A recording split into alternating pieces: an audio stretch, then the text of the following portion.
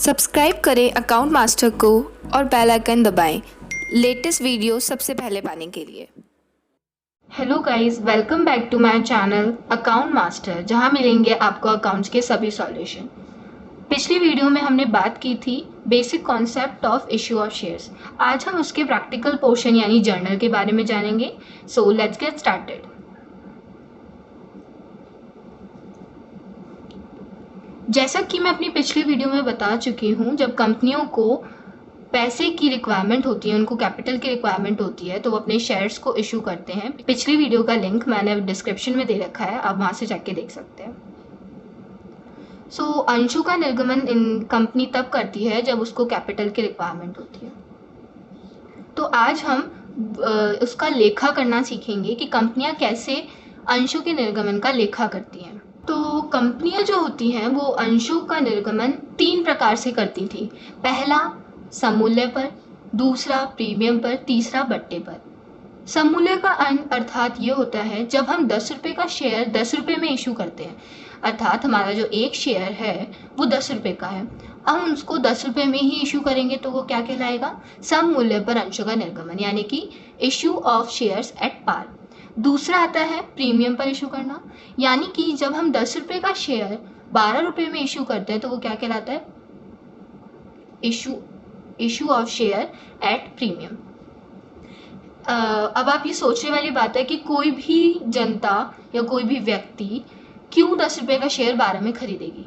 वो तब खरीदेगी जब कंपनी की गुडविल बहुत अच्छी होगी। कंपनी की गुडविल इतनी अच्छी है कि उसका 10 रुपये का शेयर जनता 12 रुपये में खरीदने को भी तैयार है, तो प्रीमियम पर हो गया। ऐसे ही तीसरा आता है बट्टे पर, यानी कि 10 रुपये का शेयर 9 रुपये में बेचना।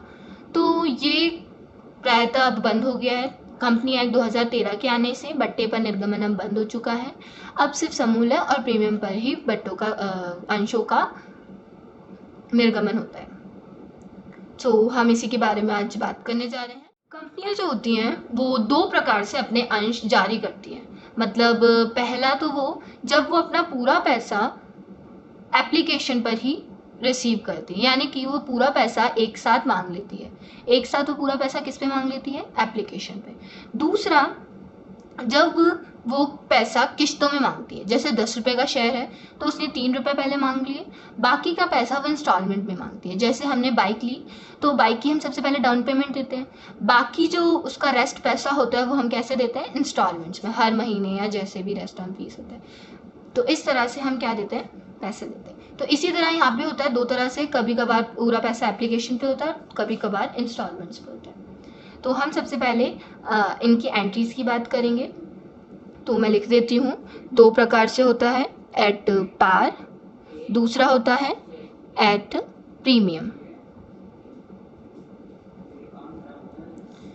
अब हम इन 4 एंट्रियों जो 8 एंट्रियां हैं उनके बारे में बात करेंगे। एट पार का मतलब होता है 10 रुपए का शेयर 10 रुपए में निर्गमन करना। 10 रुपए का शेयर है, हमने इसको कितने में दे दिया? 10 रुपए में दे दिया। अब आती है प्रीमियम की बात। 10 रुपए का शेयर कितने में जा रही है? 12 में जा रहा है, यानी कि 10 रुपए का शेयर हम कितने में इशू करेंगे? 12 में इशू करेंगे। इन दोनों के लिए मैं आपको जर्नल प्रविष्टियां दिखाती हूँ। तो सबसे पहले हम एक जर्नल बना लेते हैं। जर्नल आप 11th क्लास में पढ़ चुके हैं। इसी में हम क्या करते हैं? प्रारंभिक प्रविष्टियां करते हैं। तो हम इस चैप्टर में सिर्फ प्रविष्टियां ही करेंगे। इस पूरे चैप्टर में हमें सिर्फ प्रविष्टियां ही पूछते हैं कि एग्जाम्स में, तो हम वही स्टार्ट करते हैं।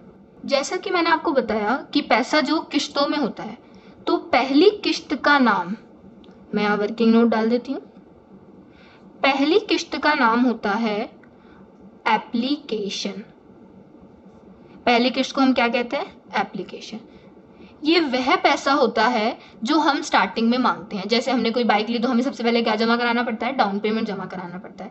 इसी तरह कोई भी अगर अंश खरीदने को इच्छुक होगा, यानी कि कोई भी अंश लेना चाहेगा, तो वो सबसे पहले एप्लीकेशन का पैसा देगा, डाउन पेमेंट देगा एक तरह से। तो ये सबसे पहले हमें क्या रिसीव होगी? एप्लीकेशन रिसीव होगी। मैं 10 रुपये का शेयर लेके चल रही हूँ, तो एप्लीकेशन पे सपोज मुझे मिले 3 रुपये। मैंने एप्लीकेशन पे कितने मांगे? 3 रुपये। दूसरा मैं मांगती हूँ अलॉटमेंट पे, यानी कि दूसरी कॉल का नाम क्या हो गया? अलॉटमेंट। उस पे मैं मांगा 4 रुपये। कितने रुपए हो गए टोटल? 7 रुपये। ऑन फर्स्ट कॉल पे मैं मांगती हूँ, यानी कि प्रथम मांग, इस पर मैं मांगती हूँ 2 रुपये। 9 रुपये हो चुके हैं टोटल। अब ऑन फाइनल कॉल या सेकंड कॉल पर मैं मांगती हूँ 1 रुपये। टोटल इनका क्या आना चाहिए? 10 रुपये आना चाहिए, यानी कि चारों कॉल्स का पैसा मुझे रिसीव कब होगा? जब फाइनल कॉल खत्म हो जाएगी। इस तरह से हम इंस्टॉलमेंट्स में पैसे मांगते हैं। तो हम जर्नल एंट्रीज की बात कर लेते हैं। या तो आप ये जर्नल एंट्रीज कॉपी कर लीजिएगा या स्क्रीनशॉट ले लीजिएगा वीडियोस रोककर, जैसे भी आपको सूटेबल हो। तो सबसे पहली एंट्री जो होती है वो होती है एप्लीकेशन की। हम किसकी एंट्री करेंगे? सबसे पहले एप्लीकेशन की। ये तब है जब हम सम मूल्य पर क्या कर रहे हैं? निर्गमन कर रहे हैं, एट पार। At par. तो पहली एंट्री जो होती है वो होती है bank account DR, bank account DR to share application account. ये पैसा रिसीव करने की एंट्री है। ये किसी जो भी जनता ने पैसा हमसे शेयर लिया है उसका पैसा रिसीव करने की है, यानी कि ये कितने रुपए से एंट्री होगी? 3 रुपए से। हमने एक एग्जाम्पल बनाया है, इसी को फॉलो करते हैं। ये एंट्री कितने से होगी? 3 रुपए से। उतना ही डेबिट में, उतना ही क्रेडिट में। दूसरी जो एंट्री है वो है ट्रांसफर करने की। हमने जो पैसा रिसीव किया है उसको हम कैपिटल में कन्वर्ट करेंगे, यानी कि इस पैसे को हम कैपिटल खाते में क्रेडिट करेंगे। अब इसमें हम इसे क्या करने जा रहे हैं? ट्रांसफर। क्योंकि हम ये पैसा क्यों इकट्ठा कर रहे हैं? कैपिटल बनाने के लिए इकट्ठा कर रहे हैं, तो ये पैसा उस खाते में जाना जरूरी है, इसीलिए हम हर बार ट्रांसफर की एंट्री करते हैं। तो इसकी एंट्री होती है share application account DR to share capital account. हमने किस में ट्रांसफर कर दिया? शेयर कैपिटल अकाउंट में ट्रांसफर कर दिया। अब हम तीसरी एंट्री करेंगे अलॉटमेंट की। एप्लीकेशन की बात कंप्लीट हो चुकी है क्योंकि इसके अंदर हमने दोनों एंट्री कर दी, पहले पैसे रिसीव होने की और दूसरा पैसे को ट्रांसफर करने की उतने ही अमाउंट से। अब हम बात करेंगे तीसरी एंट्री की जो कि है अलॉटमेंट की। अब देखिए यहाँ एक नॉलेज लेने वाली बात है कि पहली एंट्री में हमने सबसे पहले पैसे रिसीव किए। क्यों? क्योंकि हमने शेयर जैसे ही इश्यू किए होंगे, लोगों ने हमें आवेदन किया होगा। एप्लीकेशन को हम क्या कहते हैं हिंदी में? आवेदन। लोगों ने हमें आवेदन के साथ ही पैसे जमा कराए होंगे कि मुझे 5 शेयर चाहिए तो मैंने 50 रुपये जमा करा दिए, मुझे 100 शेयर चाहिए, मुझे इतने शेयर चाहिए, उस हिसाब से हमने 10 रुपये के पर शेयर के हिसाब से पैसे जमा करा दिए। तो इसका मतलब है हमारे पास पैसा पहले आया होगा, फिर हमने उसे क्या किया? ट्रांसफर किया। पहले पैसा आया आवेदन का, फिर हमने उसे क्या किया? ट्रांसफर किया। लेकिन जब हम अलॉटमेंट की बात करते हैं, अब तो उन्हें हम शेयर दे चुके हैं, लेकिन अब हम जब अलॉटमेंट की बात करेंगे तो हम पहले उनसे पैसा मांगेंगे। तो इसीलिए सबसे पहले जो एंट्री होगी वो होगी ड्यू की। अलॉटमेंट पर हम पैसा क्या करेंगे? ड्यू करेंगे। तो पैसा ड्यू करने की एंट्री होती है share allotment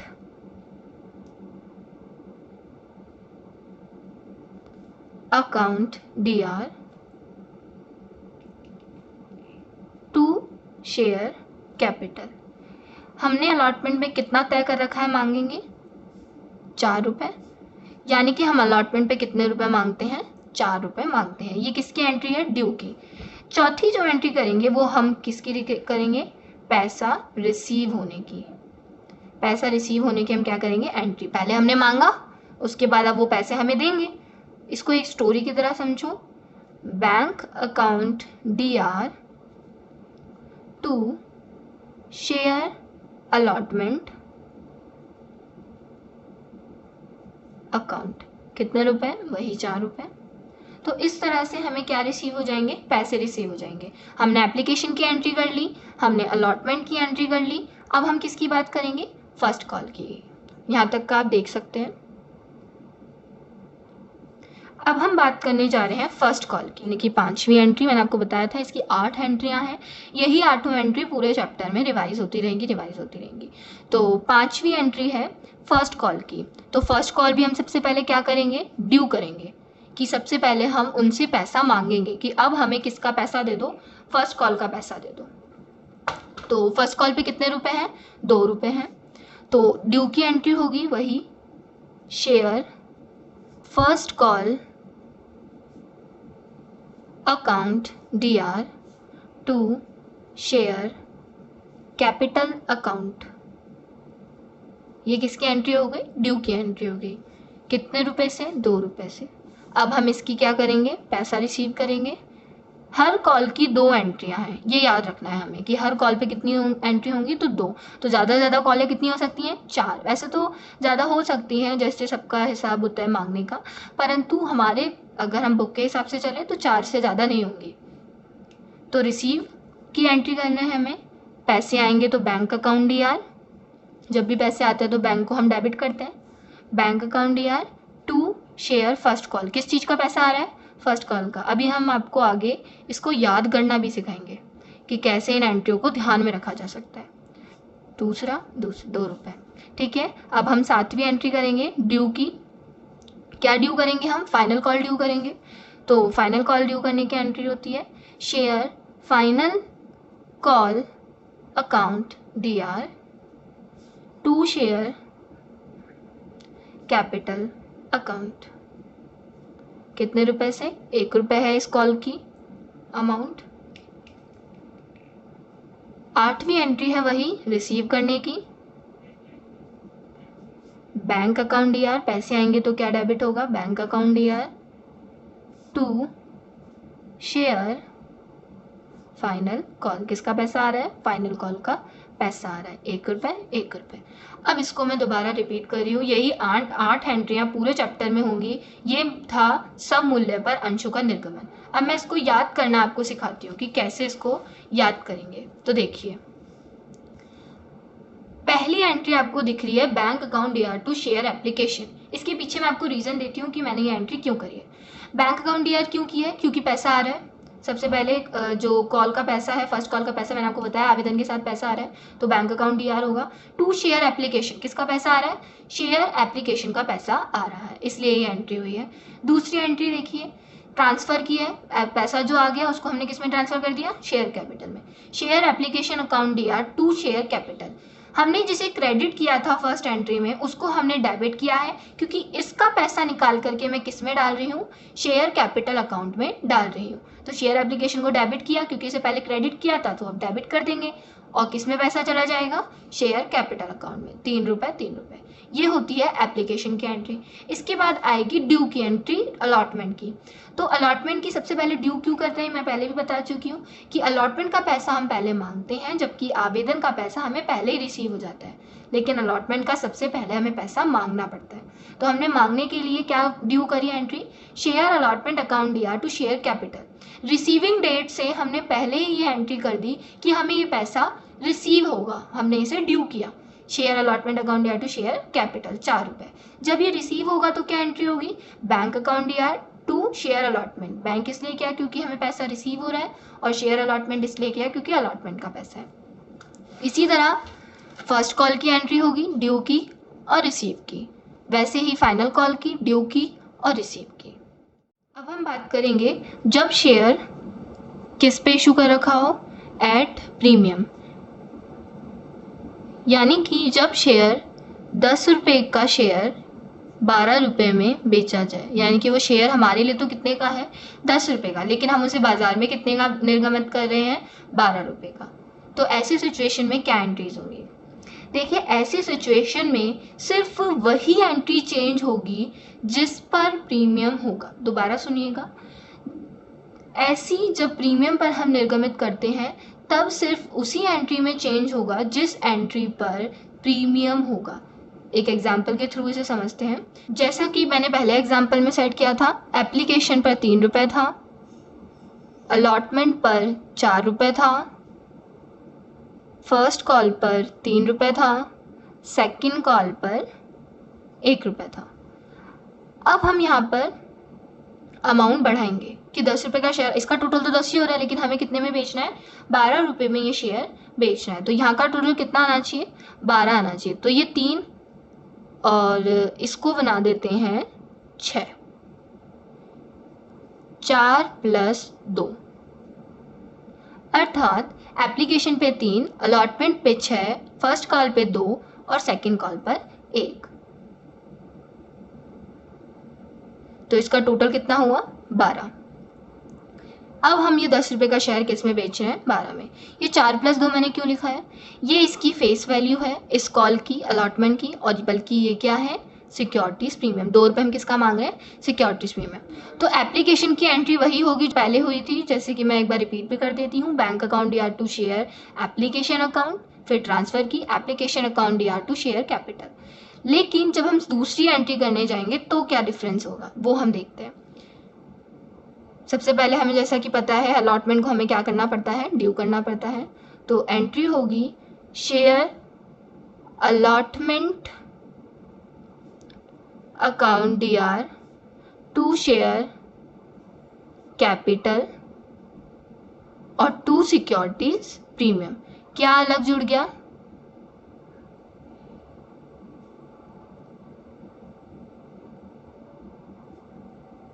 securities premium account अलग जुड़ गया। यानी कि देखिए, अब मैं अमाउंट भी सेट करके बताती हूँ। ये कॉल कितने की है, ₹6 की है।